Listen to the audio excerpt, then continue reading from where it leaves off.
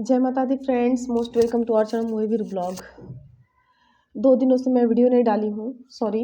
मैं डिस्टर्ब थी, मेरी तबीयत भी बहुत ज़्यादा डिस्टर्ब थी। वो एक्चुअली क्या हो रहा है ना कि ठंड बहुत ज़्यादा पड़ रही है और ठंड ही जो तो मुसीबत है मेरे लिए मेरे बच्चों के लिए। जितनी ठंड पड़ती है वही मेरे लिए मुसीबत है। मॉर्निंग में स्कूल पहुँचाना एक शेड्यूल है जो बंद नहीं हो सकता है, चाहे कुछ भी हो जाए। अब इसका केवल एक ही उपाय है कि या तो मैं बच्चों को बस पकड़ा दूँ या मैं खुद चाहे तो फोर व्हीलर ले लूँ। तो फोर व्हीलर लेने के पक्ष में शायद मेरे हस्बैंड नहीं होंगे, क्योंकि पैसा ज़्यादा लगेगा, उसमें उतना पैसा भी नहीं है हमारे पास। बस पकड़ा दे तो एक अलग दिक्कत होती है कि बच्चे 1 घंटा पहले जाते हैं स्कूल, 1 घंटे बाद आते हैं स्कूल से घर।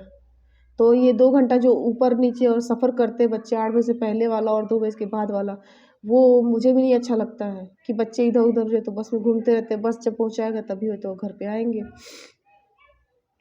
तो जो भी है टू व्हीलर से हम लोग अपना नाक, मुँह, कान, आँख सब कुछ ढक के जैसे जाते हैं, स्कूल छोड़ती हूँ मैं।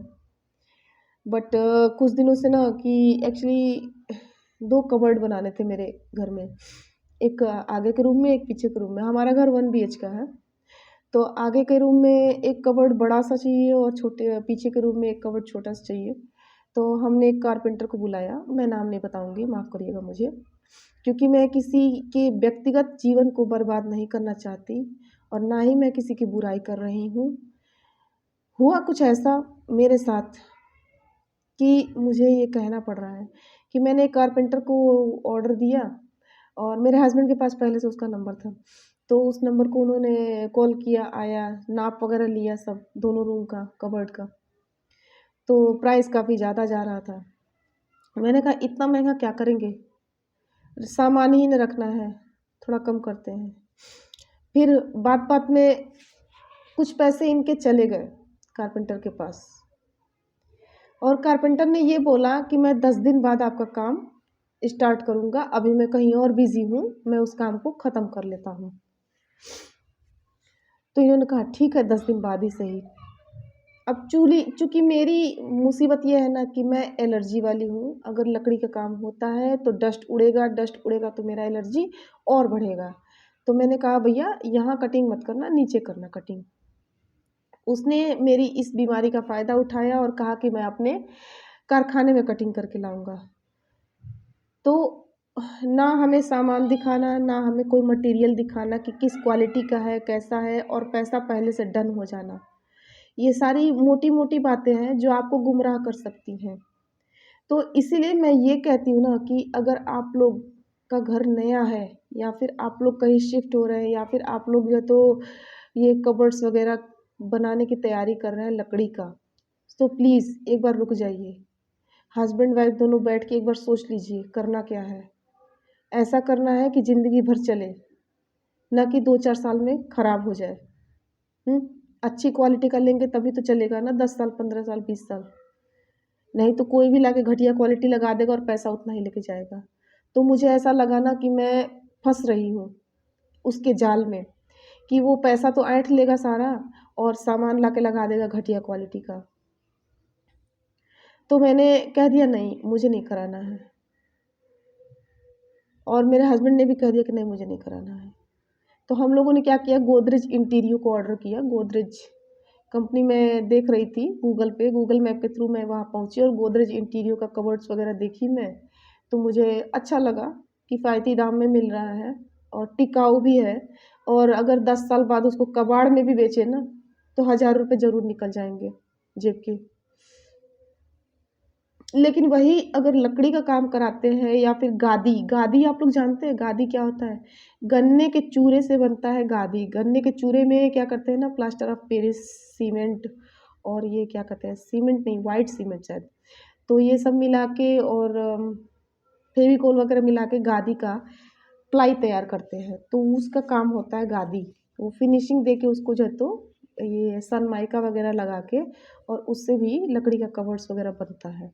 तो वो गादी टिकता नहीं है, उसमें घुन लग जाता है, कीड़े लग जाते हैं और 4 साल 5 साल में भुरभुरा के मतलब झड़ने लगता है वो गादी। तो वो भी टिकाऊ नहीं है। तो मैंने देखा कि वही गोदरेज इंटीरियर में स्टील का जो आ रहा है कबर्ड्स, वो ज़्यादा सही है, ज़्यादा बेटर लगा। उस पे क्या है कि पेंट है, पॉलिश है और स्प्रे पॉलिश है वगैरह, ज़्यादा बेटर लगा, जो कि बेचने पर भी टिकाऊ रहेगा। और बेचना क्या, अगर आप कहीं जाते हैं, घर मतलब बदलते हैं, शिफ्ट करते हैं, तो उसको खुलवा के असेंबल वाला सिस्टम है गोदरेज इंटीरियर के कबर्ड में। तो उसको जब मर्जी तब असेंबल करिए, नहीं तो खुलवा के अपने साथ अपने गांव लेकर चले जाइए। वहाँ भी आप ले जाकर अपने कबर्ड को स्थापित कर सकते हैं, बना सकते हैं, फिर से लगा सकते हैं। तो गोदरेज इंटीरियर का मुझे ये सिस्टम बड़ा अच्छा लगा, इसलिए मैंने गोदरेज इंटीरियर से ऑर्डर कर दिया। 2 आ रहा है और कुछ पैसे हम लोग के फंस गए हैं कारपेंटर के पास। सो मैं नाम नहीं बताऊंगी, सॉरी, माफ़ करिएगा आप सभी लोग। मैं किसी को व्यक्तिगत रूप से दुखी नहीं करना चाहती हूँ, ना ही मैं किसी के व्यक्तिगत जीवन में दखल अंदाजी करना चाहती हूँ, क्योंकि मेरी भी अपनी ज़िंदगी है, मेरा भी अपना परिवार है, ठीक है। मैं भगवान की निगाह में डर के जीती हूँ। बाकी कौन क्या कैसा करता है वो वही जाने, है ना। सबको एक बार एक दिन भगवान की शरण में जाना है और अपना चेहरा दिखाना है। तो मैं तो यही सोचूंगी कि वो पैसा अगर वो नहीं देता है, मत दो भैया, लेकिन तुम नहीं कहोगे, तुम्हारे रूह की हर एक रोआ रोआ कहेगा कि हाँ, मैंने उनका पैसा खाया, ठीक है। तो इस बात को मैं यहीं पे छोड़ती हूँ। पैसा ही न गया है, ज़िंदगी नहीं न गई, घर नहीं न गया, किसी की जान नहीं न गई।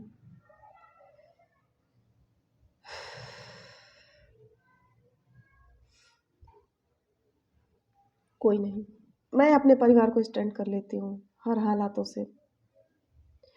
तो हमने गोदरेज इंटीरियर का ऑर्डर किया है और वो कबर्ड्स आने में अभी 3 दिन लगेगा, क्योंकि आज है संडे, आज छुट्टी है। और मैंने उसको दिया है चेक बुक, चेक बुक पे सिग्नेचर करके। तो चेक भजाने में भी 2 दिन लगता है।